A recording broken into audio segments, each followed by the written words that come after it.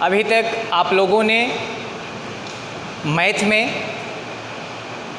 4-5 chapter पढ़ चुके हैं। पहला चैप्टर आपने पढ़ा अनुपात समानुपात, दूसरा चैप्टर आप लोगों को पढ़ाया गया साझा एवं समानुपाती भाग, तीसरा चैप्टर आपका था प्रतिशतता से, और चौथा चैप्टर आप लोग अभी लाभ और हानि जल्द ही पढ़े हैं। इसके बाद आपका नया चैप्टर है साधारण ब्याज, जिसको इंग्लिश में सिंपल इंटरेस्ट कहते हैं। तो आप लोग ब्याज से संबंधित बहुत सी जानकारियाँ आप लोगों के पास होगा, ब्याज होता क्या है।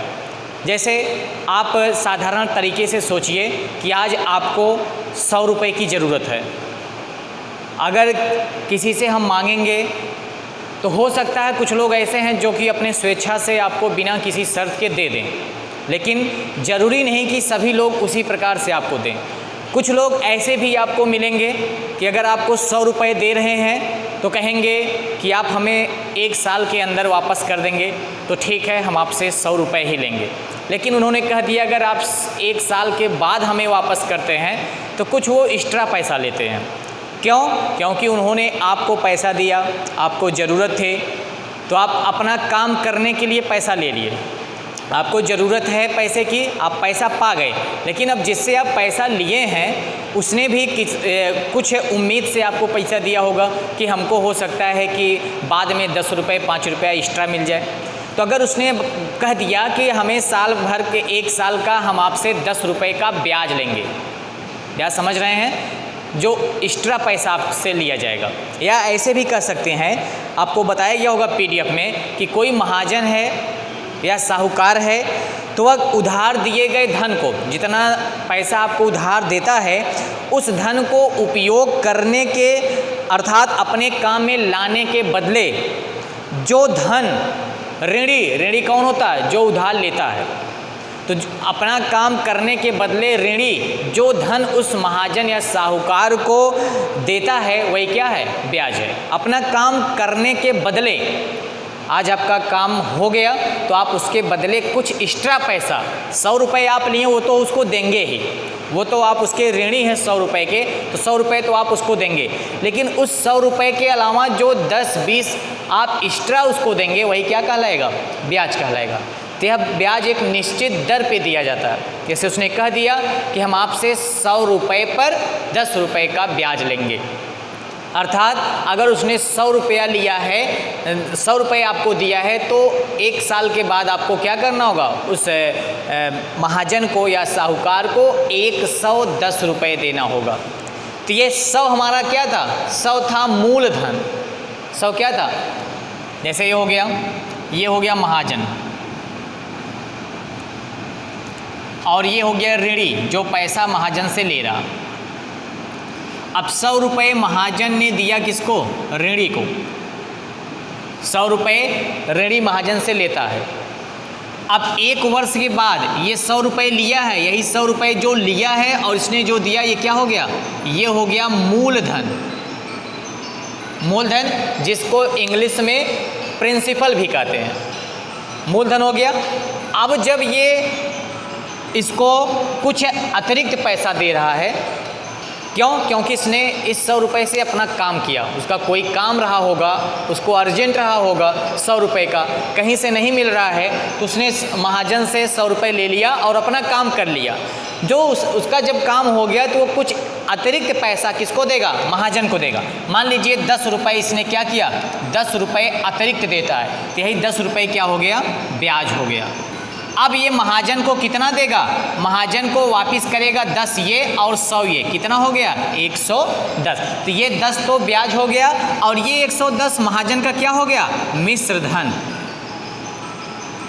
जिसको अंग्रेजी में अमाउंट भी बोलते हैं, अमाउंट। और ये मूलधन है जिसको इंग्लिश में प्रिंसिपल कहा जाता है,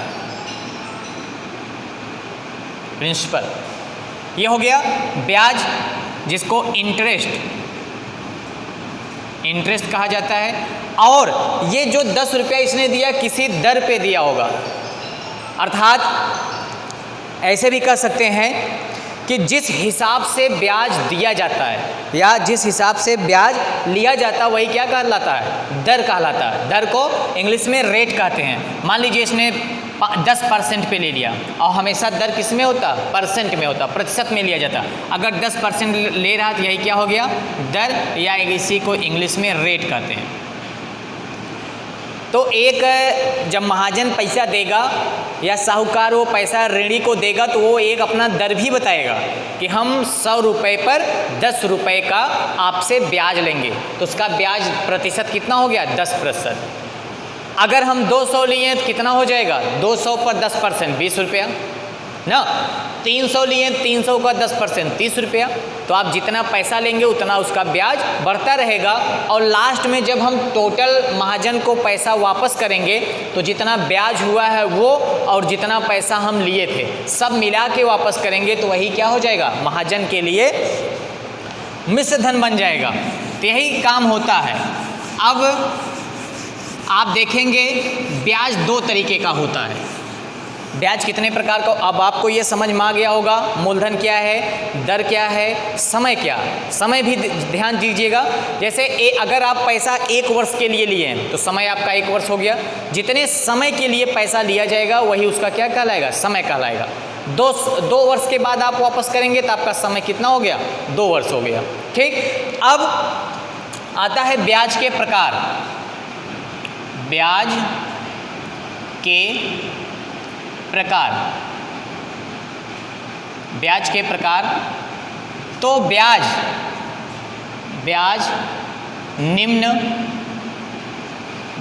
निम्न 2 प्रकार का होता है। ब्याज निम्न 2 प्रकार का होता है, 2 प्रकार का ब्याज होता है। पहला है साधारण ब्याज, साधारण, जिसे हमें इस चैप्टर में पढ़ना है, जिसको इंग्लिश में लिखा गया सिंपल इंटरेस्ट। दूसरा है आपका चक्रवृद्धि ब्याज, चक्रवृद्धि ब्याज। तो अभी हमें केवल साधारण ब्याज पढ़ना है, लेकिन ब्याज होते 2 प्रकार के, एक साधारण ब्याज, एक चक्रवृद्धि ब्याज। सिंपल इंटरेस्ट और चक्रवृद्धि ब्याज को कहते हैं कंपाउंड इंटरेस्ट। 2 प्रकार के ब्याज होते हैं। अब दोनों में आप अंतर समझिएगा। साधारण ब्याज हमने अभी बताया कि अगर आप महाजन से या साहूकार से 100 रुपये उधार लिए हैं और उसने अपना रेट, दर फिक्स कर दिया है 10% का, तो आपको चाहे आप 10 साल बाद महाजन को पैसा वापस करेंगे, आपको उसी 100 रुपये पर 10 रुपये का ही ब्याज देना होगा। 1 वर्ष का है 10 रुपया, 2 वर्ष बाद आप वापस करेंगे कितना हो जाएगा, 20 रुपया। 3 वर्ष बाद वापस करेंगे 30 रुपया, 4 वर्ष बाद वापस करेंगे 40 रुपया। अगर आप 5 किसी कारणवश आप वापस नहीं कर पा रहे हैं तो आपका केवल क्या होगा, ब्याज बढ़ता रहेगा, लेकिन कितने पर बढ़ेगा, इसी 100 पर। ध्यान दीजिएगा, साधारण ब्याज में 100 रुपये आप लिए हैं, 1 वर्ष के बाद वापस करेंगे तो कितना करना होगा, 110। क्यों? क्योंकि ब्याज की दर हमारी 10% हमने मान लिया है कि ब्याज की दर हमारी कितनी है, 10%। ये हो गया 1 वर्ष पर। अगर 1 वर्ष के आप हमेशा ब्याज की दर जो है वो वार्षिक ही लगाई जाती है। कभी कभी क्वेश्चन में ब्याज छमाही दिया रहेगा, तो अभी साधारण ब्याज में हम क्या करेंगे, अगर ब्याज छमाही दिया तो छमाही को क्या करेंगे, वर्ष में बदल लेंगे। जैसे 6 महीना है तो 6 में 12 से भाग करेंगे तो क्या हो गया, 1/2 वर्ष हो गया। ठीक ना। तो साधारण ब्याज में केवल इतना ही करना है कि अगर ब्याज की दर छमाही, तिमाही, 8 महीना, 9 महीना, 10 महीना के लिए किया गया है तो उसको किस में कर लेंगे, वर्ष में बदल के, बाकी अभी जो फार्मूला बताया जाएगा उस पर लगाएंगे। ठीक ना। ब्याज की दर वार्षिक लगाई जाती है।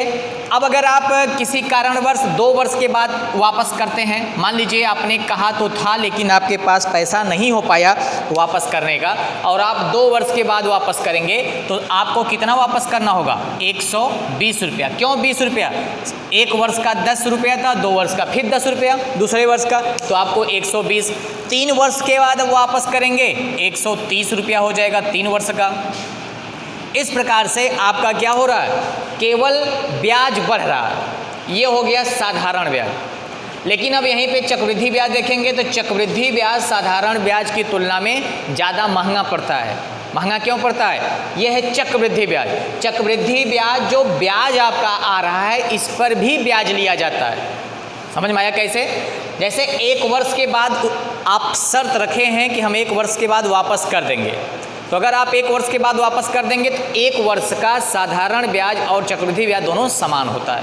1 वर्ष में कोई अंतर नहीं आएगा, चाहे आप पे चक्रवृद्धि ब्याज लगाई गई हो चाहे साधारण ब्याज। अगर आप 1 वर्ष के बाद वापस कर दे रहे हैं तो आपको कोई अंतर नहीं आएगा चक्रवृद्धि और साधारण में।